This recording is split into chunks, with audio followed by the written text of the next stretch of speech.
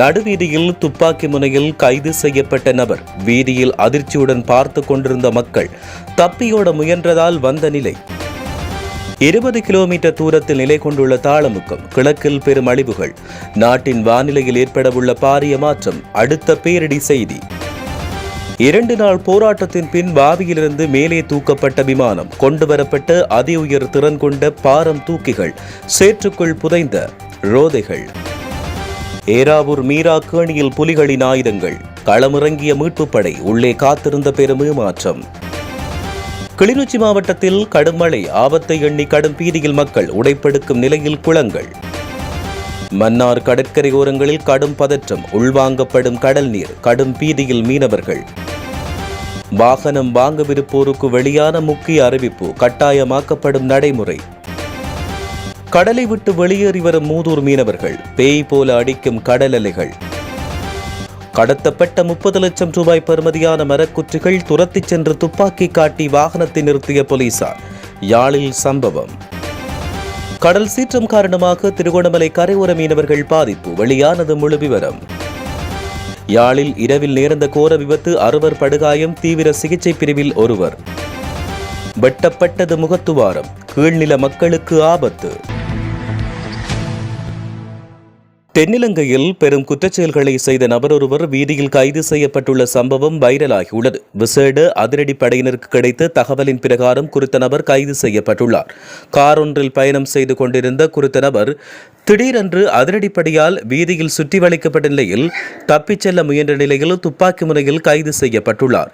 எனினும் குறித்த சம்பவம் தொடர்பிலான உறுதிப்படுத்தப்பட்ட தகவல்கள் எதுவும் இதுவரை வெளியாகவில்லை என்று தெரிவிக்கப்பட்டுள்ளது. தென்மேற்கு வங்காள விரிகுடா கடற்பரப்புகளுக்கு மேலாக காணப்படுகின்ற தாளமுக்கமானது 2026 ஜனவரி 10ஆம் தேதி காலை 11:30 மணிக்கு முல்லைத்தீவுக்கு கிழக்காக ஏறத்தாழ 20 கிலோமீட்டர் தூரத்தில் நிலை கொண்டிருந்தது. அது இன்று மாலை அளவில் முல்லைத்தீவு கடற்கரையை கடக்கக்கூடும் என்று எதிர்பார்க்கப்படுவதாக வளிமண்டலவியல் திணைக்களம் தெரிவித்துள்ளது.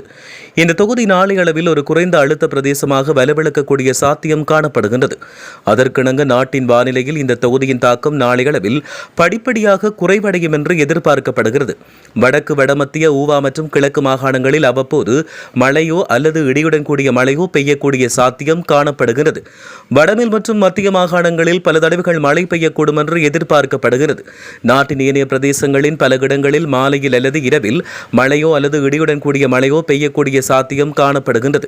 வடக்கு மற்றும் வடமேல் மாகாணங்களிலும் மாத்தளை, திருகோணமலை மற்றும் நுவரெலியா மாவட்டங்களிலும் அவ்வப்போது மணித்தியாலத்துக்கு 40 தொடக்கம் 50 கிலோமீட்டர் வரையான வேகத்தில் பலத்த காற்று வீசக்கூடும் என்று எதிர்பார்க்கப்படுகிறது.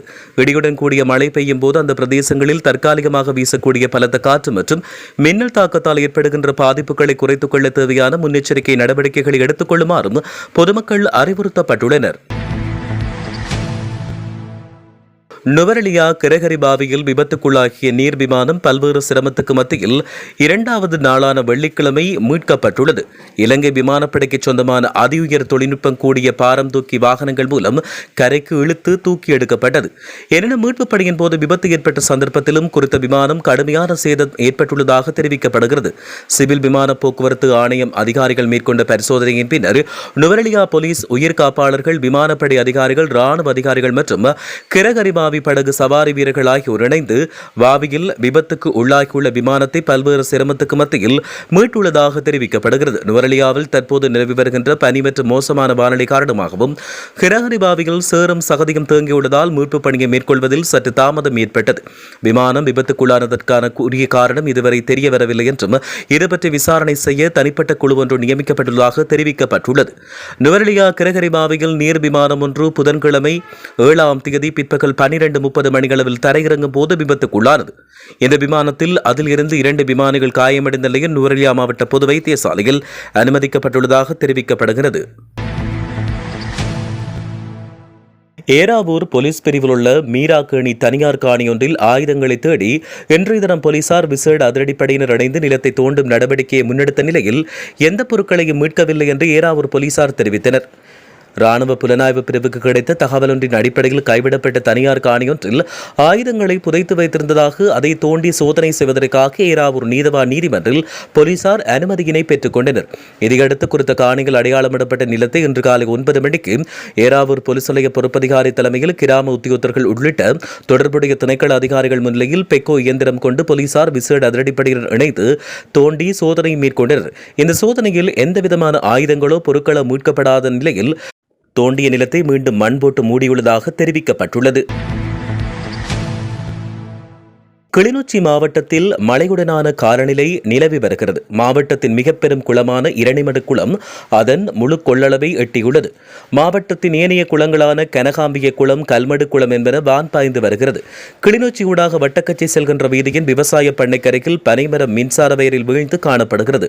அதை அகற்றும் பணியில் மின்சார சபை ஈடுபட்டுள்ளது.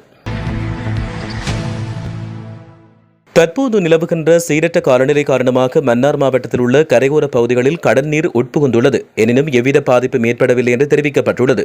குறிப்பாக பள்ளிமுனை, பனங்கட்டுக்கொட்டு, எமில் நகர் உள்ளிட்ட கடற்கரையோர பகுதிகளில் இவ்வாறு கடல் நீர் உள்வாங்கப்பட்டுள்ளது. மேலும் மாவட்டத்தில் உள்ள மீனவர்கள் அறிவுறுத்தல்களுக்கு அமைய இன்றைய தினம் காலை முதல் மறு அறிவித்தல் வரை கடல் தொழிலுக்கு செல்லவில்லை. இதேவேளை இன்று அசாதாரண வானிலையால் பலத்த காற்று மற்றும் வெள்ளப்பெருக்கின் காரணமாக விடத்தத்தீவு துறையூடாக கடற்தொழிலுக்கு செல்லும் மீனவர்கள் கடற்தொழிலுக்கு செல்ல அனுமதி மறுக்கப்பட்டுள்ளது. மேலும் மன்னார் மாவட்ட மீனவர்கள் தொழிலுக்கு செல்லவில்லை. இதனால் மீனவர்களுடைய வாழ்வாதாரம் பாதிக்கப்பட்டுள்ளதாக மீனவர்கள் கவலை வெளியிட்டுள்ளனர். வாகனங்களை பதிவு செய்யும் போதும் உரிமையை மாற்றும் போதும் வரி செலுத்துவோர் அடையாள எண் கட்டாயமாக்கப்பட்டுள்ளது.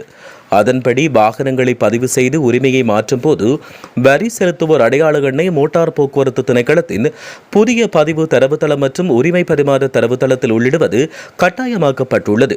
ஜனவரி மாதம் 5ஆம் தேதி முதல் நடைமுறைக்கு வருகின்ற வகையில் மோட்டார் போக்குவரத்து திணைக்களம் அறிக்கையொன்றை வெளியிட்டுள்ளது. மோதூர் பிரதேச மீனவர்கள் கடலுக்கு செல்லாத காரணத்தால் மீனவ படகுகள் கடற்கரையில் ஏற்றி வைக்கப்பட்டுள்ளன. தாளமுக்கம் காரணமாக மீனவர்கள் கடலுக்கு செல்ல வேண்டாம் என்று எச்சரிக்கை விடுக்கப்பட்டுள்ளது. இந்த நிலையில் மூதூர் பிரதேச மீனவர்கள் கடலுக்கு செல்லாத காரணத்தால் நூற்றுக்கணக்கான படகுகள் கரையில் ஏற்றி வைக்கப்பட்டுள்ளன. அத்துடன் மூதூர் கடலில் அதிக அலைகள் காணப்படுவதை அவதானிக்க முடிவதாகவும் தெரிவிக்கப்பட்டுள்ளது. காலாவதியான அனுமதி பத்திரத்தை பாவித்து கடத்தி வரப்பட்ட 30 லட்சம் ரூபாய் பெறுமதியுடைய மரக்குற்றிகளை சாவகச்சேரி போலீசார் கைப்பற்றியுள்ளதாக தெரிவிக்கப்படுகிறது. யாழ்ப்பாணம் கைதடி ஏனையின் வீதி பகுதியில் ரோந்து நடவடிக்கையில் நேற்று காலை ஈடுபட்ட போலீசார் மரக்குற்றிகளை ஏற்றி வந்த கண்டர் வாகனத்தை மறித்து சோதனை செய்துள்ளதாக தெரிவிக்கப்படுகிறது. இதன் பொழுது காலாவதியான அனுமதி பத்திரத்தை பாவித்து மரக்கடத்தலில் ஈடுபட்டமை தெரியவந்துள்ளதாக குறிப்பிடப்படுகிறது. இதன் பொழுது தேக்கு, வேம்பு போன்ற மரங்கள் கடத்தி வரப்பட்டுள்ளன. அதையடுத்து வாகனத்தையும் மரக்குற்றிகளையும் சாவகச்சேரி போலீஸ் நிலையத்துக்கு கொண்டு வந்த போலீசார் விசாரணைகளின் பின்னர் சந்தேக நபரையும் மரக்குற்றிகளையும் சாவகச்சேரி நீதிமன்றத்தில் ஆஜர்படுத்தியுள்ளதாக தெரிவிக்கப்பட்டுள்ளமை குறிப்பிடத்தக்கது. திருகோணமலையில் இன்று மழையுடனான காலநிலை நீடித்து வருகிறது. திருகோணமலையின் பிரதான தொழிலாளர் மீன்பிடி பாதிக்கப்பட்டுள்ளது. இதன் காரணமாக மீனவர்களுடைய வாழ்வாதாரம் கடுமையாக பாதிப்படைந்துள்ளது. கடலில் அலை அதிகரிப்பு காரணமாக கரையோர பகுதிகளும் கடல் அரிப்பின் காரணமாக பாதிக்கப்பட்டுள்ளது. வீரநகர் உள்ளிட்ட கரையோர பகுதிகள் சீரற்ற காலநிலை காரணமாக பாதிக்கப்பட்டுள்ளன.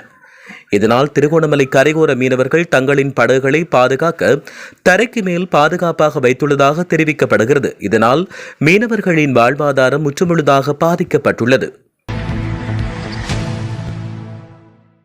யாழ்ப்பாண நகர்ப்பகுதியில் நேற்றிரவு இடம்பெற்ற வாகன விபத்தில் 6 பேர் காயமடைந்துள்ளனர்.